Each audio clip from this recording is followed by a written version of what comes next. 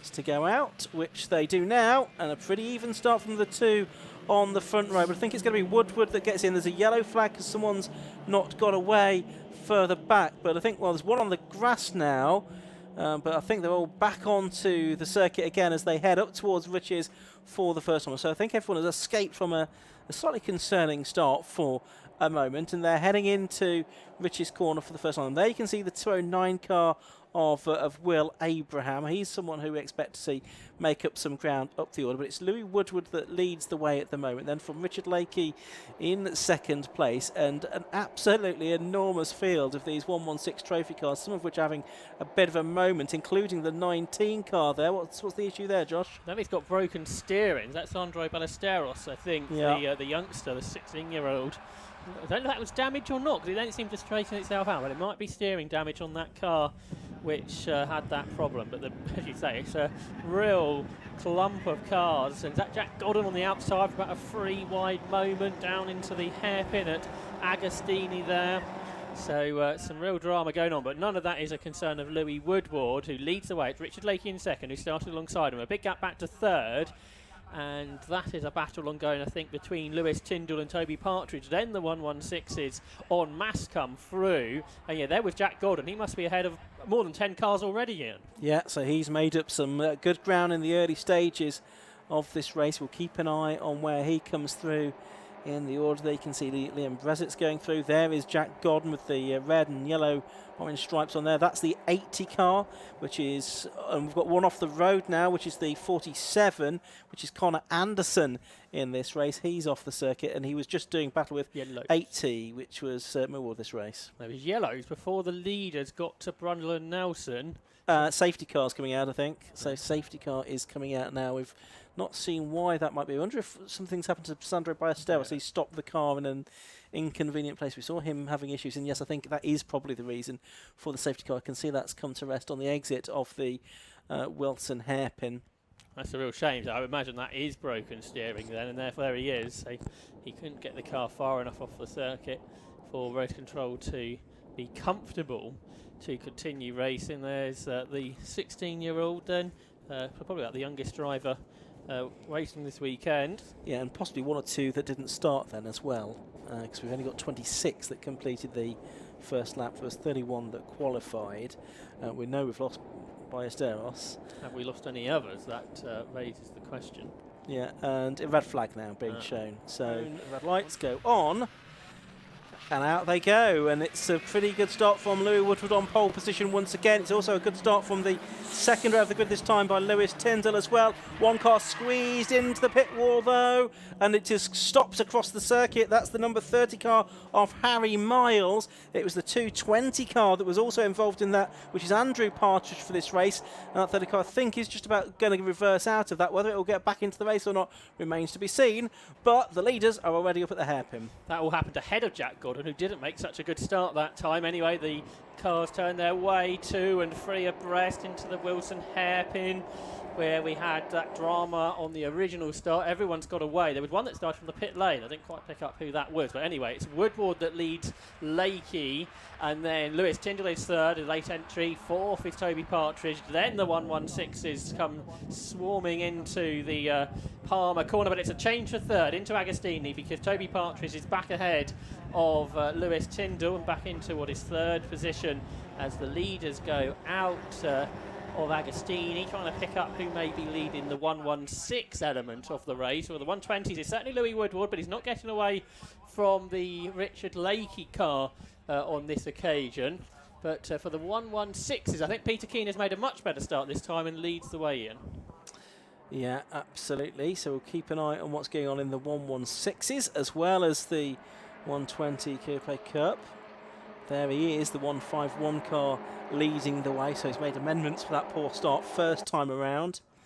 Here are the leaders then, heading down the Bentley Straight towards Brundle and Nelson for the first time in this race, and it's Richard Lakey right in the toe there of Louis Woodward there.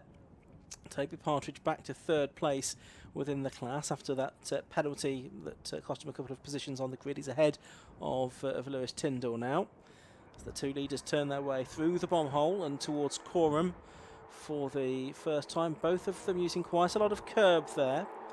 and then they head into the long right-hander that then turns into the sharp left at Murray's at the end of the lap. It's about 2 or 3 car lengths between them. They're starting to gap as well, the 3rd and 4th place cars, as they turn their way out of Murray's now and back onto the centre straight. There you can see Peter Keane has the lead still in the 116s. Matt Priestwood it is in the sort of pink and white car in 2nd place. Yeah, that's right. So that is on the grid order this time, different to the first time around. It's almost 3 abreast further back.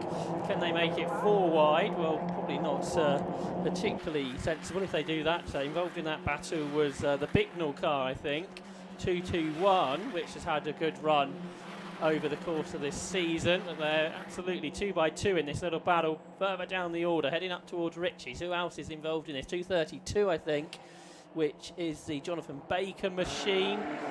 They're 3 abreast into the hairpin as well. This is still feeling rather sprint race like this, isn't it? Unlike tomorrow's Enduro.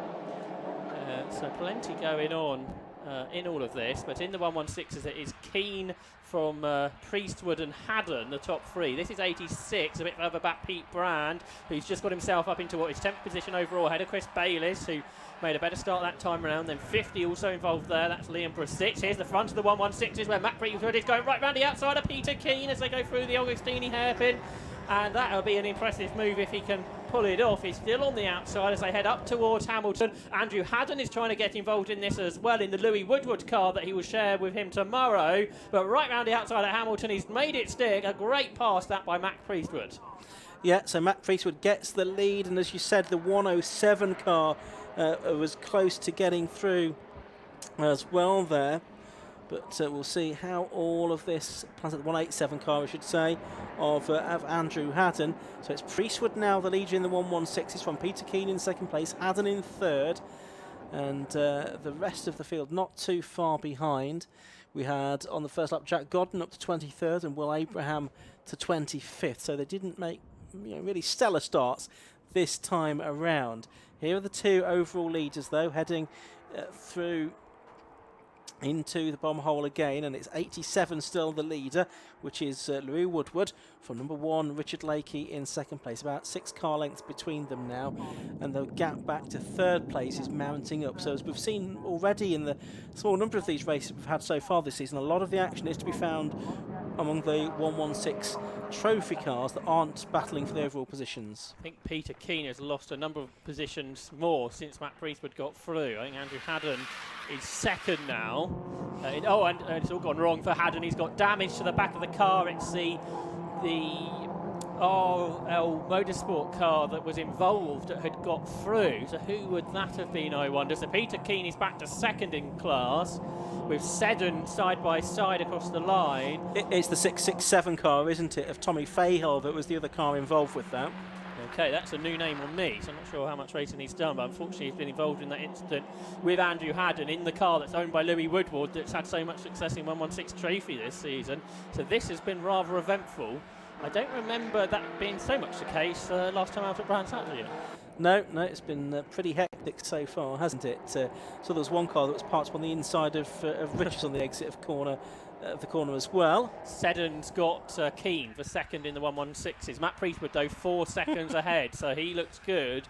He hasn't done anything on the podium in the class in the 116 sprint races so far this season, but it's coming good here after he got past Peter Keane on the previous lap here. And Chris Bayliss ahead of Pete Brand as well already during the course of this lap too, so he's up to 4th position within that class. Pete Brand down to 5th, Freddie Tatham 6th within the class in the red and white old school McLaren type colours, and they head off up to Hamilton once again, and it's side by side. That's Liam Brezitz in the car with the orange roof that's sideways and spinning across the circuit and onto the grass. Thankfully seemed to miss everyone, but it was a scary moment. That's just outside the top 10. It was the 48 car of Daniel Scott that he was doing battle with. More battles further along the circuit. That's 89, I think, which is Freddie Tatham, who is battling away there and moving ahead of Pete Brand. So that's up to 9th, I think, now. Yeah, I think it's even 8th because he's also got past Chris Bayliss. No, Chris Bayliss not still ahead. I think Chris Bayliss is ahead. Yes, he is. There he is. Chris Bayliss in the 80 car is ahead of the 89 car now. Yeah, and he's catching the battle for what is 2nd in class, isn't he, between Seddon and Keane. So it's been a bad lap then for Pete Brandt, hasn't it? The ex-motorcyclist that you were telling us about earlier, who's been dropping away, and now he's fallen into the clutches of Daniel Scott, who is the next car along. Dan Scott, the driver from Colchester in Essex, not far away, who is new to racing as well, having a good time. You can still see he's got a novice cross on the back of the car, so he's getting involved in this battle. And immediately Chris Bayliss has caught the Seddon and Keen dice that heads its way out of Murray's. Yeah, and this is the battle for second place within the 116 class. Black and white driving standards flag for somebody for exceeding track limits. We go on to lap 4 of the race. The lead for Louis Woodward is now 1.99 seconds in number 87 from number 1 Richard Lakey, 57 Toby Partridge. And according to the time screens, Lewis Tyndall's now dropping down the order, who was 4th within the class, but didn't see whether his car was there or not. It could just be a transponder issue though. Okay, haven't picked him up necessarily. So here's that battle down into the hairpin, and a dive to the inside for Dan Scott. So he now moves ahead of Pete Brand for his 9th position in the race. So Pete Brand continues to lose out. Yeah, I think Tyndall is missing genuinely, so it is now Matt Priestwood up to 4th place overall. Okay, so here's second in the 116s.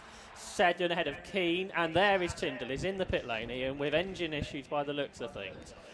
Who was a late entry to this meeting, so it was a late, perhaps, getting the car ready. And there's a car off at Palmer this time, and that car will get back off the grass. So much has happened, hasn't it, in what is a 10-minute restart. We thought the first lap of the original start was pretty frantic. This has just been non-stop of action. Matt Priestwood is 5 seconds ahead now of Anthony Seddon, who's there ahead of Peter Keane, then Chris Bayliss, then Freddie Tatham. There's a number of drivers here who don't necessarily run at the front of 116 trophy races who are going better in this sprint format. Dan Scott, he's just been repassed by Pete Brand. That was at Oggies, and they are now both coming under threat from Paul Whiten, who's up next. That's right. Meanwhile, Jack Godden only to 22nd, behind Will Abraham now, who's in 21st. So neither of them have made particular progress during the course of this race. There is Priestwood, and that's a very good illustration of the lead that he has over Anthony Seddon in second place within the 116s. Seddon under pressure from Peter Keane there, who was the leader at the beginning of the race and had the pole position for the class. Chris Bayliss it is in 4th, and Freddie Tatham in 5th. And we're just keeping an eye on whether we're possibly going to get a flag at the end of this lap, but we're not, because the leaders have just gone on to lap 5. So it is going to be a 5-lapper then. So this attack that Anthony Seddon has coming from behind is going to continue on. Can Peter Keane make his way back through? A lap ago or so, Seddon managed to get past him, but Keane's not letting him get away. Remember, Peter Keane was on pole within the 116s in this race. Louis Woodward, by the way, leads by 2.6 seconds after setting another fastest lap of 2 minutes 23.6. But there's Priestwood, he's gone through, he leads the 116s. Then this 3-car battle behind, being headed by Anthony Seddon, very experienced driver in this car. Has been really about since the beginning of 116 trophy a few seasons ago. You've got Peter Keane, the ex-Citroen racer behind. And then Chris Bayliss, who's having a really good run. Here comes Keane to the outside. He's braked later. He's drawn up alongside Anthony Seddon, but a wide line in doesn't necessarily work, and he may lose a position. He might well do as they head down to Palmer. That's Chris Bayliss in the number 80 car that's alongside him at the moment. Alongside Peter Keane on the outside line for the right-hander, but duking it out. He's just going to have to tuck in behind Peter Keane, though, number 151. So Bayliss stays in 7th overall at the moment. You can see it's Seddon in 5th place, Keane in 6th, Bayliss 7th, and then Freddie Tatham 8th. Those are the 4 cars you can see turning through Agostini right at the moment. Matt Priestwood now about 6 seconds up the road in the 173 car. His best lap, a 2:30.1, which is a few seconds away from the 116 trophy lap record, but it's good enough. He's 6 seconds ahead, as Ian said there. And that attack that Peter Keane made has sort of just spread things out a little bit, brought Freddie Tatham into the picture behind the 33-year-old operations manager from Nottinghamshire. who's probably one of the more experienced drivers on the grid after racing in production BMW and BMW Compact Cup in the past before moving into 116s over the last 2 or 3 seasons. So he's on the 4th car in this train that makes its way down towards the S's. Meanwhile, I think the leaders are making their way to the flag. Yeah, checkered flag is about to go out, and the win goes to Louis Woodward. Then no real surprise, it's his 4th win of the season. Richard Lakey takes 2nd place in the 120 Coupe Cup part of the race, and 3rd place is going to go the way of Toby Partridge in the last of the 120s. So with the 116s, well, it's Matt Priestwood leading by quite a handsome margin, but we've got a battle a bit further back here. Keane's got 2nd, I think, in the 116s into Murray's. And there's Will Abraham. You can see his car in the middle of shot just going through now, but he's just about made it inside the top 20 as the 116 winner comes over the line now. That's Matt Priestwood, who takes the checkered flag. 2nd place is going to go the way of Peter Keane then in the end, ahead of Anthony Seddon. And 4th place goes to Chris Bayliss, with Freddie taking him 5th. So Peter Keane stealing 2nd place from Anthony Seddon right at the end, as you were saying, Josh. Yeah, Priestwood's gap did come down on that last lap by a few seconds for some reason, but it doesn't matter. Look at the battle to the line. It's 3 abreast for something like 18th position. So battles all the way through the pack. So quite a lot happened, as we were saying, during the course of that race, as the air displays continue on here at Snetterton. Absolutely. Well, that's to mark the end of the 120 Coupe Cup and 116 trophy race, 116 trophy race. But fantastic sight the Red Arrows have made over the Norfolk skies this afternoon, and continue to make. Just waiting for the final. I think probably the final cars are already over the line, in fact. So very shortly we'll be able to bring you a look at the results of the race. A reminder that there's a 2nd race for these cars a little bit later on, but yeah, we'll interrupt the display to bring you the results. 87 Louis Woodward was the winner after 5 laps by 2.64 seconds over Richard Lake. So 87 from 1 and 57 Toby Partridge was 3rd. Then we get into the 116s. 4th was number 173 Matt Priestwood. 5th 151 Peter Keane. 6th number 5 Anthony Seddon. 7th was number 80 Chris Bayliss. 8th number 89 Freddie Tatham. 9th was 48 Daniel Scott. And running out the top 10 was number 10 Paul Whiten, ahead of Pete Brand, Antonio Almeida Souza, Tommy Fahill and Simon Hopcroft Lopez. And outside the top 14 we had Maximus Bicknell, Jonathan Baker, James Dunn, Will Abraham, Conor Anderson, Elliot Bridgman, Bo Wilshire, Seb Holman, Ethan Hall, Jack God, who went backwards towards the end, Liam Vezitz, Andrew Partridge and Paul Rains.